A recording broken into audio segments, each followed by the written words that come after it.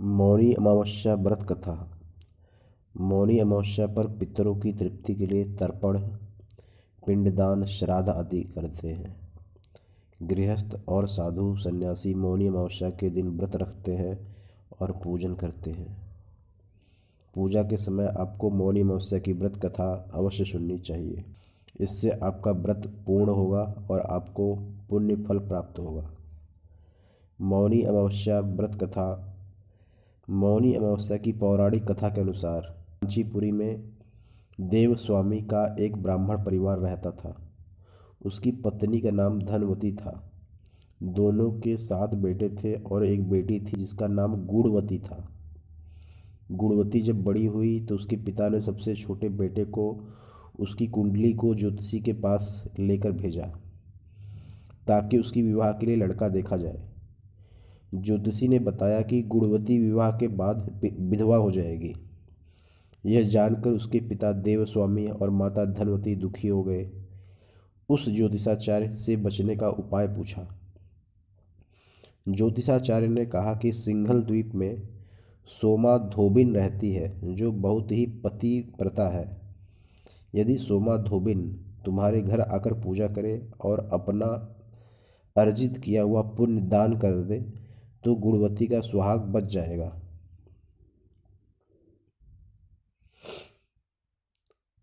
और सारे दोष मिट जाएंगे। यह जानकर देवस्वामी ने बेटी गुणवती को सबसे छोटे बेटे के साथ सोमा धोबिन के घर सिंघल द्वीप भेजा। दोनों भाई और बहन घर से निकलकर सोमा के घर की ओर चल दिए। दोनों समुद्र के किनारे पहुँचे और उसे पार करने के बारे में सोचने लगे। दोनों को भूख और प्यास लगी थी। दोनों एक पीपल के पेड़ के नीचे बैठ गए। उस पेड़ पर एक गिद्ध का परिवार भी रहता था। गिद्ध के बच्चों ने गुणवती और उसके भाई की बातों को सुन लिया। गिद्ध के बच्चों ने अपनी माँ को गुणवती और उसके भाई के बारे में बताया। तब गिद्धों की माता ने अपने बच्चों को भोजन कराया और गुणवती के पास गई। उससे कहा कि तुम्हारी समस्या का हल हो जाएगा, परेशान मत होइए। तुम्हें सोमा धोबिन के घर मैं पहुंचा दूंगी। गिद्ध माता की बातें सुनकर दोनों भाई और बहन बहुत खुश हुए। अगली सुबह गिद्ध माता ने गुणवती और उसके भाई को समुद्र को पार कराया और सोमा धोबिन के पास ले गई। गुणवती सोमा धोबिन के घर के पास ही रहने लगी और रोज़ सुबह सोमा के घर वालों के उठने से पहले ही गुणवती उनके घर को साफ सफाई कर देती थी। एक दिन सोमा ने अपनी बहू से पूछा कि रोज़ हमारे घर की कौन इतनी साफ सफाई करता है। तब उसकी बहू ने कहा कि उसके अलावा ये काम कौन करेगा।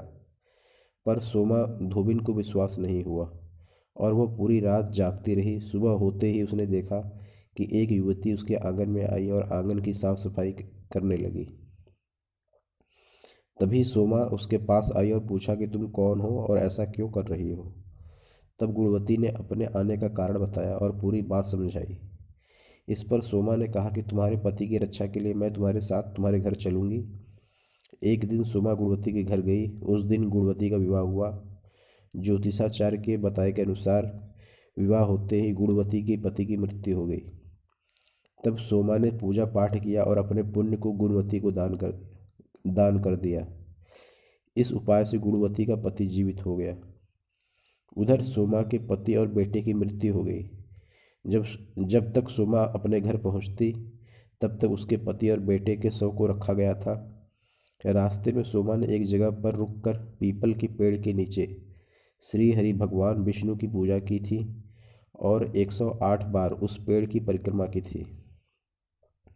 इससे अर्जित पुण्य से सोमा के पति और बेटे जीवित हो गए थे। वे अकाल मृत्यु से मुक्त हो गए थे। जो भी व्यक्ति विधि विधान से मौनी अमावस्या का व्रत करता है उसे भगवान विष्णु और शंकर जी की कृपा प्राप्त होती है और उसके जीवन में सुख और समृद्धि आती है। धन्यवाद।